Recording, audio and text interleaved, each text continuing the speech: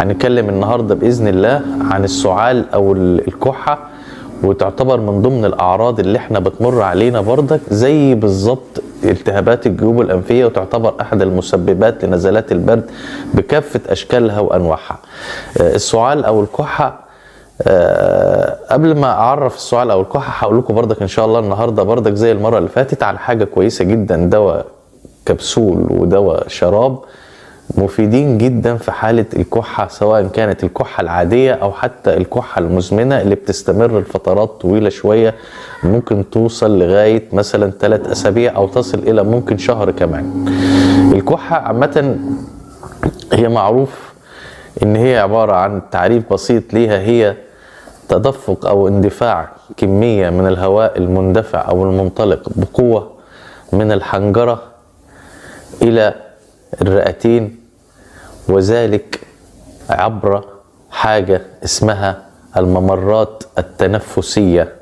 اندفاع هذا الهواء بقوة بيؤدي إلى أنه هو بيزيل الشوائب أو الميكروبات اللي بتكون موجودة في هذه الممرات التنفسية، ليتخلص منها الجسم عن طريق عملية الشهيق وعملية الزفير.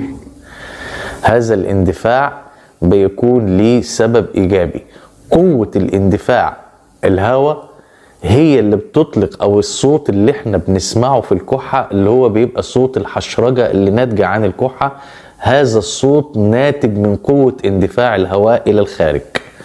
الكحة ليها أكيد طبعا أسبابها كتيرة جدا، لكن هنقول 3 أسباب بسيطة قد تكون هي السبب الأساسي لحدوث الكحة. زي ما قلنا أول حاجة السلسلة اللي بنتكلم على سلسلة نزلات البرد، يعتبر دور الكحة في البرد مرتبط دايما بنزلة برد. في حالة إصابة الإنسان بنزلة برد أو رشح أو عطس، غالبا بتصحب معاها أعراض الكحة أو السعال. دي حاجة تانية كمان، تحدث الكحة ممكن برضك نتيجة ارتجاع الحامض المعدي من المعدة إلى المريء، ثم من المريء إلى الحنجرة، ثم إلى الجهاز التنفسي أو الرئتين، وبتحصل لخبطة في المكان دوت، فينتج عنها ضيق في الشعب الهوائية، وبالتالي يحصل اللي هو الكحة اللي بنقول عليها. في سبب ثالث ويعتبر أهم سبب فيهم، وهو التدخين.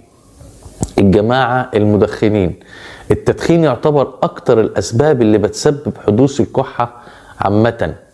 التدخين استنشاقك لدخان السيجارة ما هو إلا عبارة عن أخذ كمية من ثاني أكسيد الكربون اللي أنت بتدخل بيها إلى الجهاز التنفسي أو الرئتين جوه، بتملى بيها الحويصلات الهوائية المفروض المسؤولة عن تنقية الهواء وعملية تبادل الهواء النقي داخل الرئتين لاستنشاق نظيف.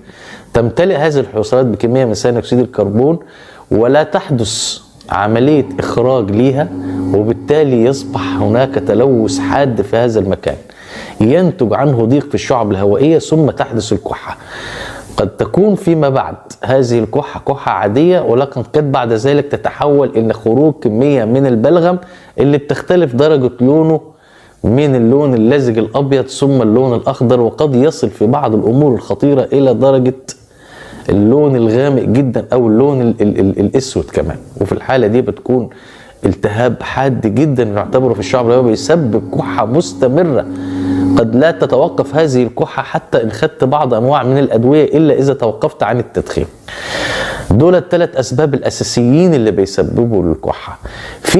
في بعض حاجات كويسة جدا عايز أقول عليها للعلاجات الحاجات ديت، لكن عايز ألفت نظر حضراتكم لحاجة مهمة جدا، إن الكحة العادية تستجيب مع العلاج اللي هقوله، لكن الكحة اللي وصلت لدرجة بلغم وحدث ارتفاع في درجة الحرارة، أنا أنصح دايما باستشارة طبيب متخصص، لأن المسألة في الحالة ديت قد تحتاج إلى بعض أنواع من المضادات الحيوية الهامة جدا اللي هي قد تساعدك، لأن أصبح هناك عدوى ميكروبية دخلت داخل الجهاز التنفسي.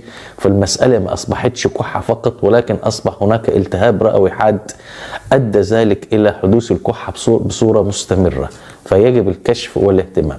هقول لحضراتكم دلوقتي على نوعين كويسين جدا ومتجربين بردك، يدوا نتائج كويسة وهيحسنوا معاكم الكحة حتى وان كانت فتراتها طويله معاكم شويه. النوع الاولاني اللي عايز اقول عليه دواء الشرب، حاجه اسمها التوسيكان شراب.